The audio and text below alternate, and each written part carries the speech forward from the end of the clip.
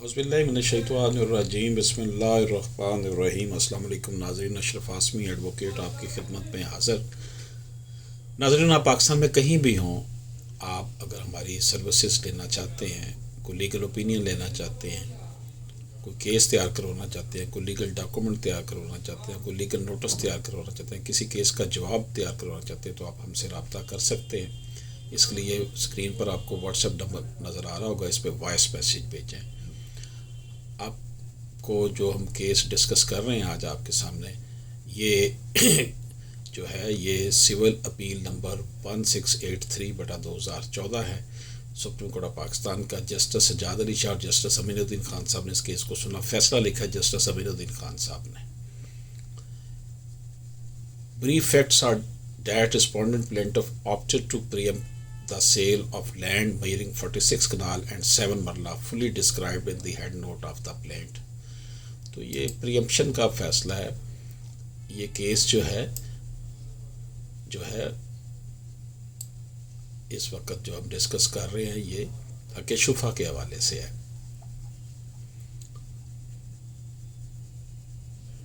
दो ख़ानदानों के दरमियान तनाज़ा पैदा हुआ। ये मसला उस वक्त शुरू हुआ जब गाँव के एक फ़र्द फ़याज़ ने अपनी ज़मीन फ़रोख्त कर दी। दूसरी तरफ फ़याज़ के हमसाये अली ने दावा किया कि इसे इस ज़मीन पर हक़ शुफ़ा हासिल है। अली ने अदालत का दरवाज़ा खटखटाया और कहा कि फ़याज़ ने ज़मीन फ़रोख्त करने से पहले इससे मतला नहीं किया, हालांकि अली को कानूनी तौर पर इस ज़मीन को ख़रीदने का पहला हक़ था।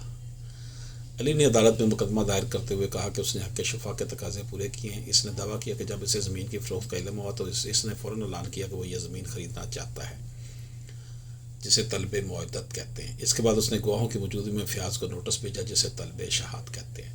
लेकिन अदालत में जब अली से शवाहद तलब किए गए तो उसने सिर्फ ये कहा कि उसने डाक के ज़रिए नोटिस भेजा था। ताहम इसके पास डाकिया का बयान, नोटिस की रसीद या दीगर शवाहद मौजूद नहीं थे। इस पर मुखालिफ वकील ने इतराज़ उठाया कि अली ने तलब शहाद के तकाज़े पूरे नहीं किए।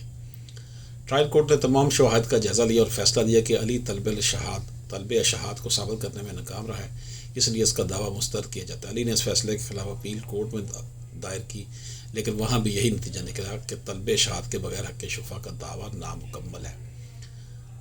अली ने हाई कोर्ट में अपील दायर की। हाई कोर्ट ने हैरत अंगेज़ तौर पर अली के हक़ में फ़ैसला दे दिया और कहा कि उसने अपने हक़ का सही इस्तेमाल किया। इस फैसले से ज़मीन का खरीदार जाहिद ने सुप्रीम कोर्ट में अपील दायर की। सुप्रीम कोर्ट में केस की समाअत शुरू हुई तो अली के वकील ने दलाइल दिए कि तलब शहाद के नोटिस डाक के ज़रिए भेजा गया था और ये काफ़ी है। लेकिन जाहिद के वकील ने कहा कि डाक के ज़रिए नोटिस भेजना तभी काबिल कबूल है जब इसके सबूत मौजूद हो, जैसे रसीद, डाकिए का बयान या मुस्तरद शुदा लिफाफा। सुप्रीम कोर्ट ने दोनों फ़रीक़ैन के दलाइल सुने और फैसला किया कि अली के पास तलब शहाद को साबित करने के लिए कोई नाकाबिल तरदीद शवाहद नहीं थे।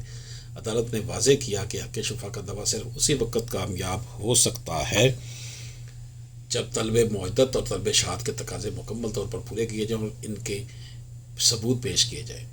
जाहिद के वकील ने यह नुकता उठाया कि हाई कोर्ट ने ट्रायल कोर्ट और अपीलेट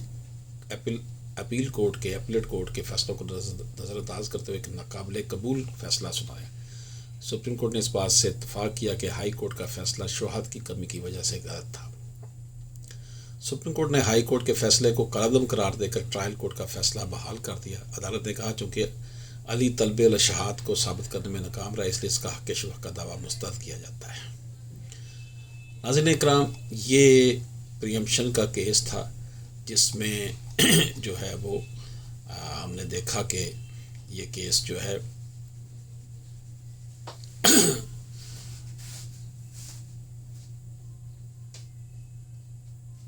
अब इस केस में जो चीज़ अहम कानूनी नकात डिस्कस की है कि हक़ शुफ़ा के तकाज़े और कानूनी शराइत क्या है।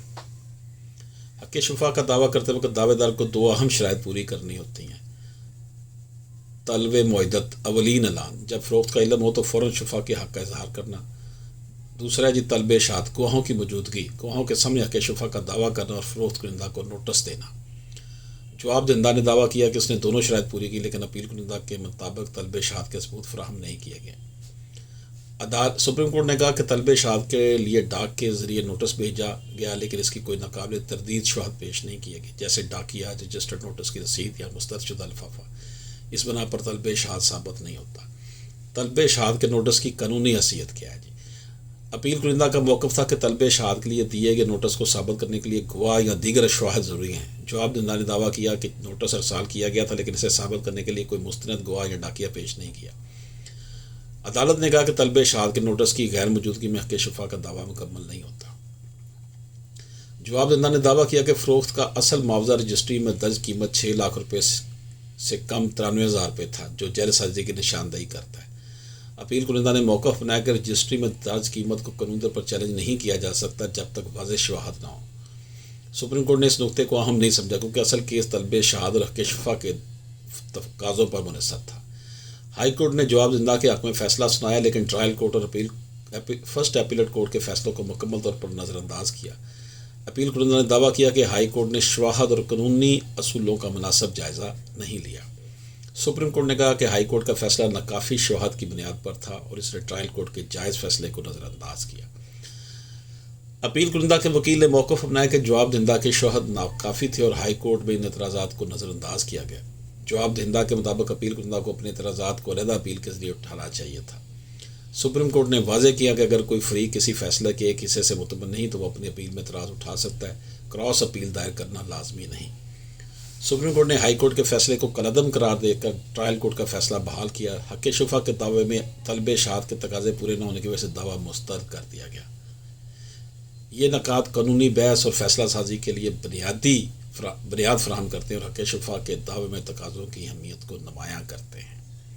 ناظرین اکرام، یہ حق شفا کے حوالے سے سپریم کورٹ آف پاکستان کی ججمنٹ تھی جو ہم نے آپ کی خدمت میں پیش کی کہ جناب اس میں جو لیگل ایشو ہے right of pre-emption, whether the respondent plaintiff held a valid right of preemption over the disputed property at the time of sale, performance of talb shahat, whether the plaintiff fulfilled the legal requirement of issuing a notice of talb shahat, formal demand under the preemption law, failure to file cross appeal۔ تو یہ معاملات تھے جی ہمارے سامنے اور ہم نے آپ کی خدمت پہ پیش کیے۔ اشرف عاصمی ایڈوکیٹ کو اجازت دیجیے، اللہ حافظ۔